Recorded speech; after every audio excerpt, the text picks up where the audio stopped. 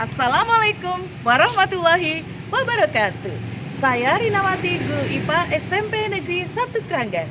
Izinkan saya berbagi praktik tentang pengalaman pembelajaran mendalam. Hai sahabat GTK, SMP Negeri 1 Kranggan adalah sebuah sekolah yang dengan jumlah nilai belajar 21 sudah menerapkan pendekatan mendalam. Sekolah kami mulai tidak memperbolehkan siswanya membawa HP. Dan ini merupakan sebuah tantangan buat kami bahwasanya HP itu penting. Hal ini membuat teman-teman guru bagaimana caranya mengganti gadget menjadi media yang bermanfaat dalam proses pembelajaran. Saya mencoba menggunakan Geligat, gabungan Google Sites, e-modul, laboratorium digital sebagai upaya meningkatkan kemampuan berpikir. Situasi lainnya adalah sarana dan prasarana sekolah cukup terbatas. Sampai ketemu. Perangkat teknologi Sudah? dan internet mengakibatkan penggunaan dan pemanfaatan Ada 1, teknologi 2, 3, mengalami ada. keterbatasan. Hasil rapat pendidikan pada pemanfaatan sarana menunjukkan 25%, yang berarti masih menunjukkan kurang. Kemudian pada kualitas pembelajaran menunjukkan 60,58% atau dalam kategori sedang. Hal ini menunjukkan bahwasannya pengajaran konvensional, Penyusunan strategi pembelajaran kurang efektif atau berpusat pada guru. pada literasi dan numerasi di sekolah kami juga mengalami penurunan. Saya juga mengadakan observasi dengan polling dan diperoleh 86% siswa senang belajar dengan kombinasi HP, 1% tidak memilih, dan 0,3% memilih praktik. Ada beberapa alasan mengapa praktik baik ini penting diterapkan. Yang pertama, strategi pembelajaran yang berpusat pada murid. Kedua, memberikan pilihan terhadap pemanfaatan gadget untuk pembelajaran. Ketiga, kualitas pembelajaran yang kreatif, inovatif, dan tepat. Keempat, meningkatkan literasi murid sehingga dapat meningkatkan kemampuan berpikir IPA. Kelima, mewujudkan plafon digital untuk pembelajaran e-modul. Pilihannya dengan Geligat. Tantangan ini menjawab beberapa permasalahan di atas. Yang pertama, meningkatkan kemampuan guru menggunakan strategi pembelajaran yang tepat. Yang kedua, gadget sebagai media belajar yang diminati siswa dalam mendukung pembelajaran mendalam. Ketiga, menggunakan media pembelajaran yang tepat, menarik, dan berbasis teknologi. 4. Menyiapkan berbagai sumber belajar yang relevan dan merespon kebutuhan belajar siswa berbasis digital. 5.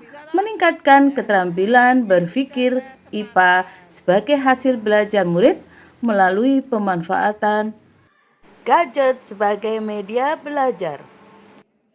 Kemudian aksi yang kami lakukan mendapatkan respon yang luar biasa dari kepala sekolah dan komite.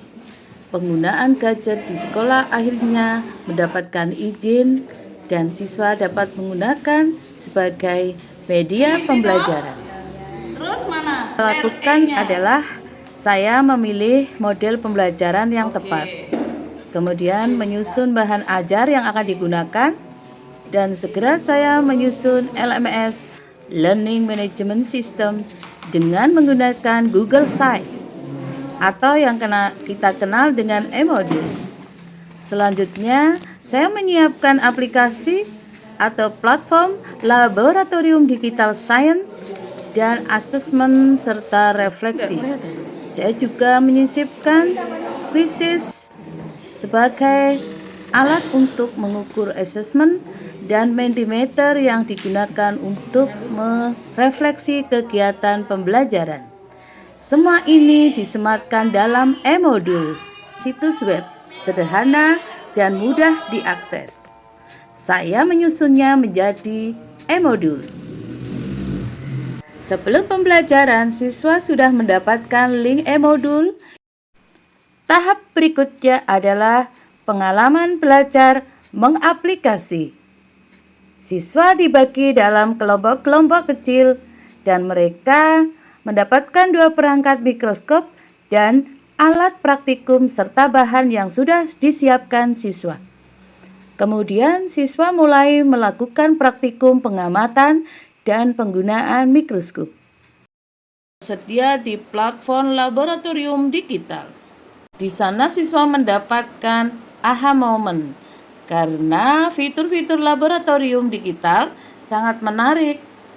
Kegiatan ini dipadukan dengan menyediakan pemanfaatan gadget sebagai media belajar siswa.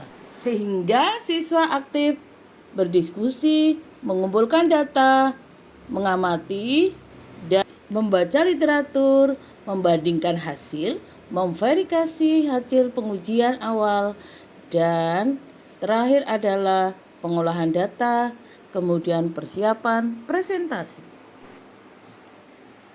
Di tahap akhir atau generalisasi dan kesimpulan, fase ini melibatkan penyimpulan presentasi dengan penguatan DPL kolaborasi dan komunikasi.